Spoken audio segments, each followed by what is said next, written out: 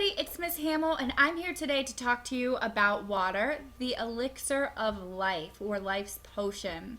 So today we'll talk about the chemistry of water and its importance on Earth. Okay, so why are we studying water? All life is going to occur in water some way, somehow. Water is inside of our cells, and all living things are made of cells. And water is outside surrounding the cell, so it enters and leaves the cell. Our planet is made of about 71% water, and we are the only planet in our galaxy that has liquid water on it, allowing for life on our planet. Humans are about 60% water. As babies, we are 80 to 75% water, but as we grow, we use that water for different things in our bodies. Now, the chemistry of water, this should be a repeat from last lecture. Water is a polar molecule, and it has polar covalent bonds, meaning that there are slight positive and negative charges in the molecule. So hydrogen is going to be slightly positive and oxygen slightly negative. And the water molecules forms hydrogen bonds with each other. So the positive sides are attracted to the negative side. So the hydrogens will be attracted to other oxygens in water molecules. And it creates a sticky molecule. The stickiness, and gives it its bent shape. Its stickiness is going to cause cohesion. And cohesion is one of the unique properties of water. So hydrogen bonding between the water molecules creates cohesion. And this allows for surface tension. And water molecules are going to stick to each other and be attracted to each other. So water molecules will be drawn inwards towards the original water molecule. So this is why water beads. If you stick a drop of water on a surface and you stick another drop next to it, they're going to be attracted to each other and form one big water droplet. And now we'll talk about adhesion. And adhesion is water being attracted to other substances. So it forms hydrogen bonds with other substances. This forms capillary action, the meniscus, and water climbing up fiber on a paper towel, for example. And transpiration is the process of the movement of water through a plant.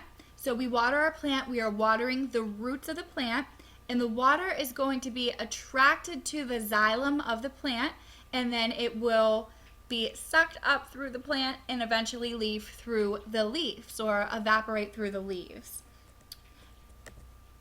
And water is considered the universal solvent, meaning that it is a good solvent. It can dissolve a lot of things due to its polarity. So polar molecules or ions, will dissolve in water because water is a polar molecule. It likes the charges of the ions and will dissolve things easily. So it can create aqueous solutions. So we have our hydrophilic or water-loving substances, and these are going to be substances with a high affinity for water, or they like water. They're going to be polar and ionic. So the charge is attracted to the charge. So the negative charge and the positive charges of the ionic molecules will be attracted to the polar charges of the water. Hydrophobic substances are going to be substances that do not have an affinity for water. So they do not like water. They're phobic, afraid of water. These will be nonpolar substances and non-ionic.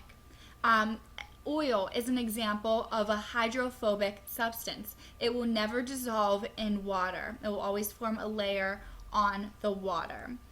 And back on this slide, salt is an example of a ionic molecule that will dissolve in polar water. So ice baby, stop, collaborate, and listen. So most or all substances are going to be more dense when they are in solid form. So water, as a liquid, is going to be denser than the ice. Ice is going to float. And this is because of the hydrogen bonds are going to form a loose crystal structure, and it allows the ice to float. And why is this important? This is important because some lakes and the oceans will not freeze solid. So if the ice sank, eventually ponds, lakes, and oceans would freeze solid. And during the summer, the upper few inches would thaw. So we wouldn't have liquid oceans or liquid lakes like we have on our planet now. So the surface of the ice actually insulates the water below it. So it keeps it a little bit warmer. And this allows the organisms that live in the water to survive during the winter and in areas where it's constantly cold. The seasonal turnover of lakes, this will mean that the cool water will sink to the bottom and the water below will rise. And this allows for cycling of nutrients. Okay, water has a high specific heat. And what does this mean? Well, due to hydrogen bonding, water is really resistant to change in temperature. We have our big oceans, which are huge bodies of water, and it takes a lot of energy to heat them up and to cool them down. So they like to hold pretty much a steady temperature. And the water on our planet regulates the temperature on the Earth. So this is really important and really significant for global climate change. So if we continue to heat up our planet, which will eventually heat up the water, it could melt our ice. And if we melt the ice, it's actually cooling down the water, and it can really change or moderate the temperature on our planet. So evaporative cooling is going to keep organisms cool. So this is why dogs pant. This is why we sweat. And how it works, it's the high heat of vaporization, and it helps us to remove heat. So when we are warm, we sweat, and it keeps the air right above the skin surface cooler, or underneath the skin surface cooler. Water is going to form ions, and this is important for pH. Hydrogen ions are going to split off from the water and leaving hydroxide. So the H2O will break apart. One H would be positive, the other side, the OH, is slightly negative, and we have ions. If the concentration of the two ions are equal in the water, then the water is going to be neutral. If the concentration of hydrogen is greater than the concentration of hydroxide, then the water is acidic. If the concentration of hydroxide is greater than the concentration of hydrogen ions, then the water is considered basic. The pH scale is going to be a measure of how acidic or how basic our solution is. So the pH scale, in pure water, only one molecule in every 554 million is dissociated. So very small amount of ions in pure water. So hydrogen ions and hydroxide ions is 10 to the negative 7 molar hydroxide concentration and hydrogen concentration. Time equals 10 to the negative 14. And the pH scale is based on this equation. So if you didn't know, these brackets mean concentration of. So let's calculate the pH of a given concentration of hydrogen ions. So we have a molarity of 1.4 times 10 to the negative 5th. Now to do this, you would take the log, so negative log 10 of the given concentration. So we have negative log 10 of 1.4 times 10 to the negative 5th. You can just plug it into your calculator and it will shoot out the pH of 4.85. So try this on your own. Try to calculate the pH of a given concentration of hydrogen ions of 3.2 times 10 to the negative 9th molar. All right, if you did that and you calculated, you should have gotten a pH of 8.5. So the pH scale, in a neutral solution, the concentration of hydrogen is going to be 10 to the negative 7, or a pH of 7. The values for pH decline as hydrogen ions increase, creating an acid. So by adding acids, it increases the hydrogen ions. Bases are going to be an increased amount of hydroxide ions. So OH negative will be increased. In our bodies, most of our fluids are going to be about a pH of 7, between 6 and 8.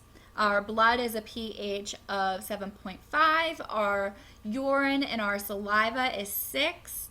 And other things are quite acidic in our body, like our stomach acid, which is a pH of 2.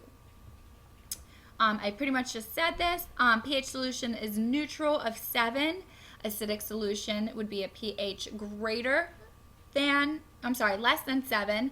A basic solution would be a pH of greater than 7. So 0 to 6 is considered acidic, and 8 to 14 is considered basic.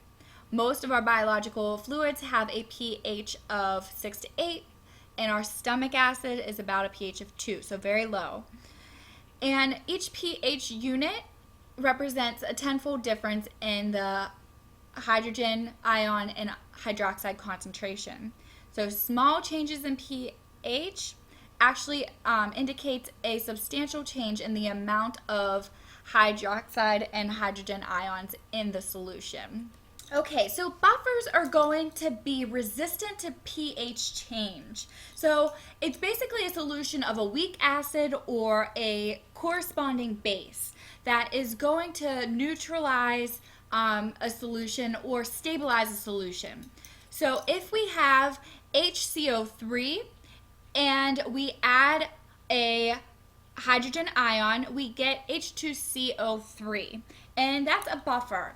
And here we have an example that everybody's probably used before, a Tums. If you have a night out and you're eating a bunch of spicy food and you get a stomach ache, typically you get a stomach ache or heartburn because you're raising the acidity or decreasing the pH in your stomach. So what you do, you chew up an antacid or sodium bicarbonate, and that is going to stabilize the pH of your stomach and take that burn away. So just a summary, why is water so important on our planet? It is a polar molecule which allows for those unique properties. It allows for hydrogen bonding. It enables substances to easily dissolve in water.